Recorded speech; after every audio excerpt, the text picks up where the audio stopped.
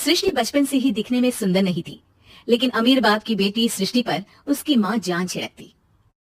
मेरी बेटी कितनी प्यारी है, भगवान सबको सृष्टि जैसी बेटी दे। सृष्टि धीरे धीरे बड़ी होती है।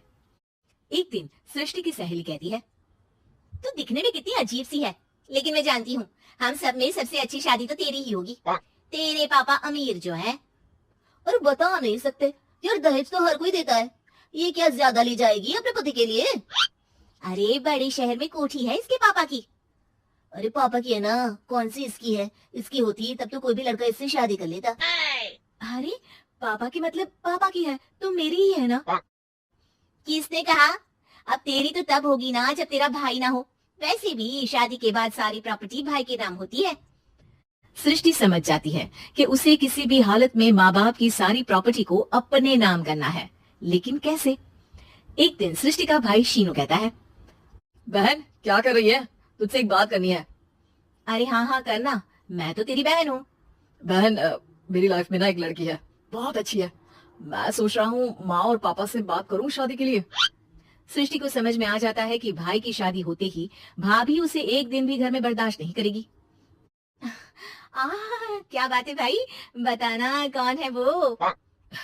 यार वो बहुत अच्छी लड़की है, पढ़ी लिखी है, मेरे साथ जॉब भी करती है। बस एक प्रॉब्लम है।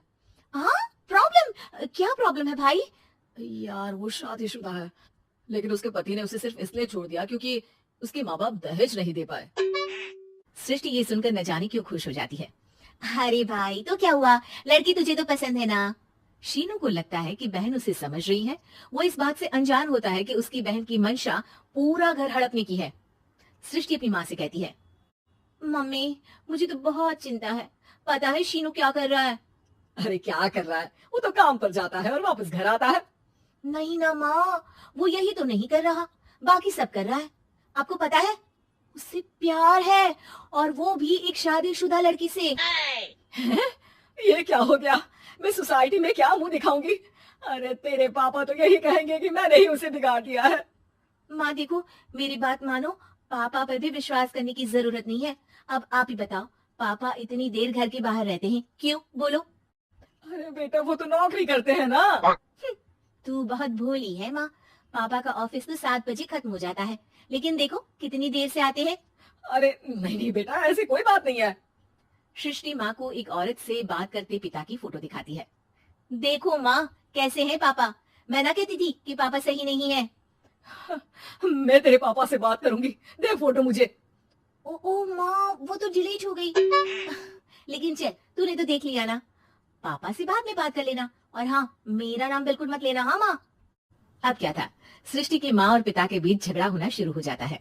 सृष्टि के मन में क्या चल रहा था कोई नहीं जानता था। एक दिन, माँ सृष्टि के लिए एक लड़का देखा है, वो लोग शाम को उसे देखने आने वाले हैं। और हाँ माँ एक खुशखबरी, मैं और पापा मिलकर एक नया बिजनेस ट्राई कर रहे हैं। शाम को लड़का आता है, सांवले रंग का। सृष्टि को तो बिल्कुल भी पसंद नहीं आता। लड़की की माँ कहती है, लड़की का चेहरा तो कोई खास नहीं, लेकिन अगर मेरे बेटे को आप लोग सेटल कर दें तो मैं उसकी शादी आपकी बेटी से करवा दूं। सृष्टि को लड़का बिल्कुल पसंद नहीं था। उसे भाई पर गुस्सा आ जाता है। लड़के वालों के जाने के बाद कहती है, माँ देखा शीनू मेरे लिए कैसा लड़का लेकर आया, न दिखाने लायक न सुनने लायक, सेटल भी नहीं, वो भी हम करे।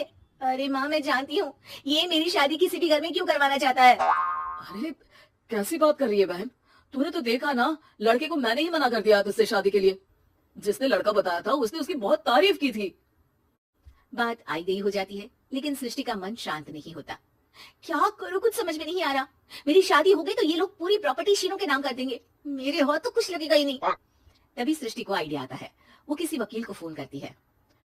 जी देखिए, अगर आपके मम्मी पापा का तलाक हो जाता है तो आपके पिता की आधी प्रॉपर्टी आपकी माँ के नाम हो जाएगी, फिर उसे वो किसी को भी दे सकती है। सृष्टि अब माँ को बेटे के खिलाफ करती है। माँ शीनू पर नजर रखा करो, वो जिस लड़की के प्यार में है ना वो शादीशुदा है। यहाँ आएगी सारा पैसा रुपया जमीन जायदाद सब भड़क लेगी। पापा का भी हाल तुमसे छुपा नहीं है। ऐसा ना हो कि मैं और आप एक दिन सड़क पर भीख मांगे। हे भगवान, मैं तो जीते जी मर जाऊंगी अगर ऐसा हो गया तो। ऐसा हो गया नहीं माँ, ऐसा ही होगा। अभी समय है, आगे का सोच लो। मैं तो कहती हूँ पापा से आधी प्रॉपर्टी लेकर अलग हो जाओ।